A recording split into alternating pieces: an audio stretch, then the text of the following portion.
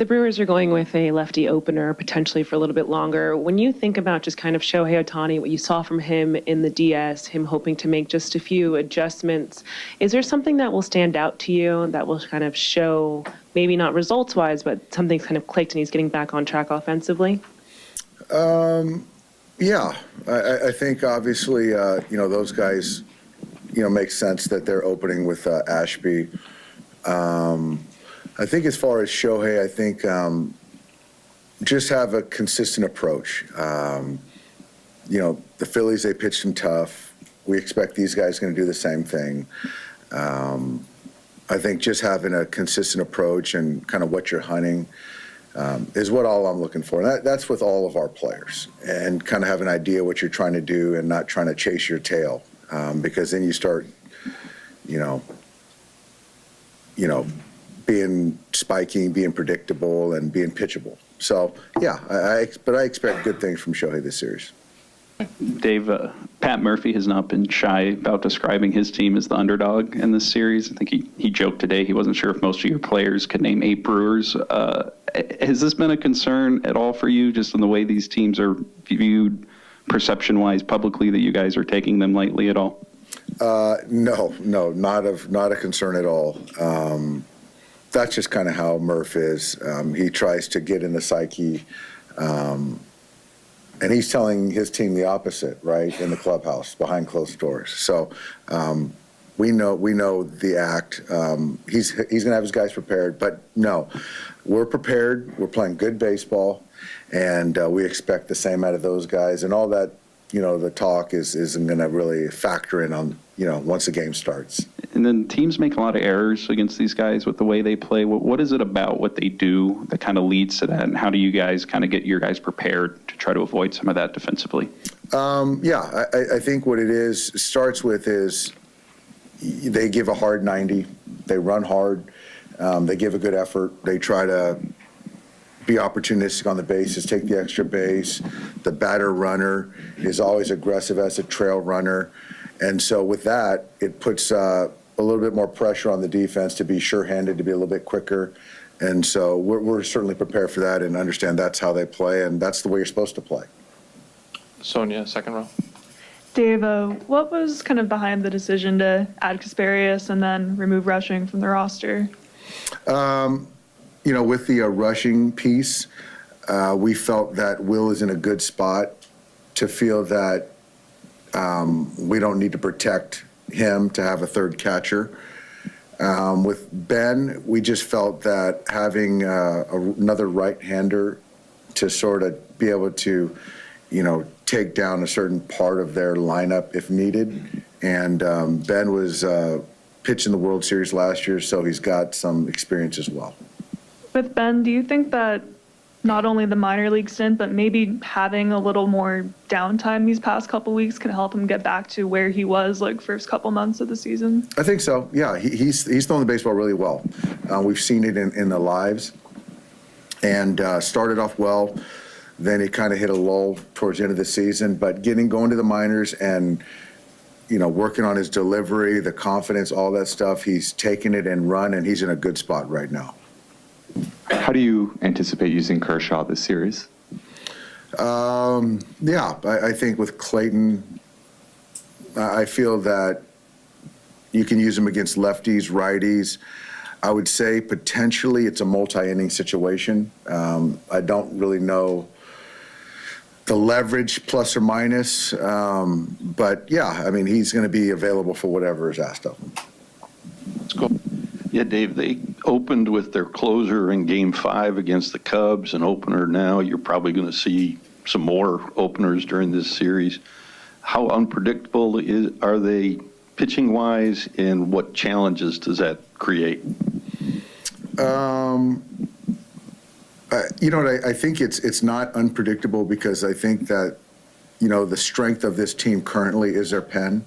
So how do they take down as many outs from their pen as possible is probably their MO.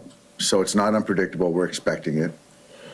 I do feel that we have a lot of guys on our team that are pretty neutral, and so it's going to be hard to set up lanes for them to get sort of matchups consistently. So I feel that, we're equipped to take on anything they throw at us. Jason.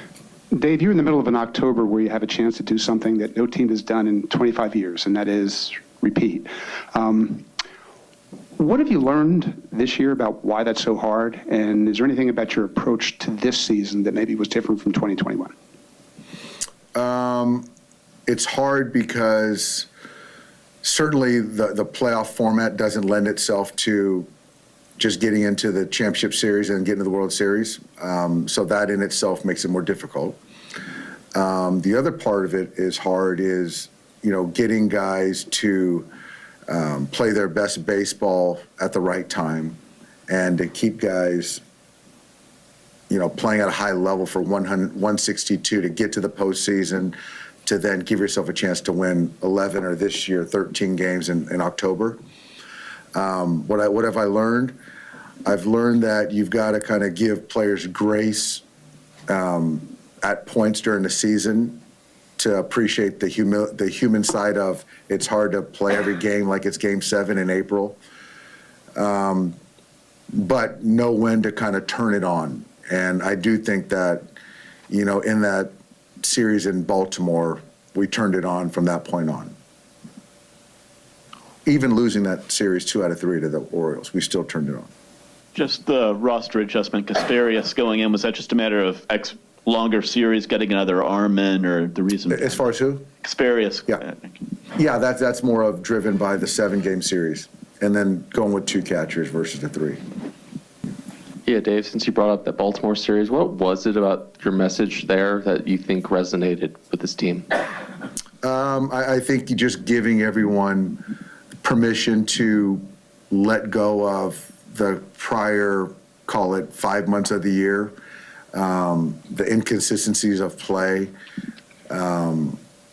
offloading all that stuff, myself included, to then go from that point forward and to play like a team that's going to the postseason, and how do we prepare and play like that?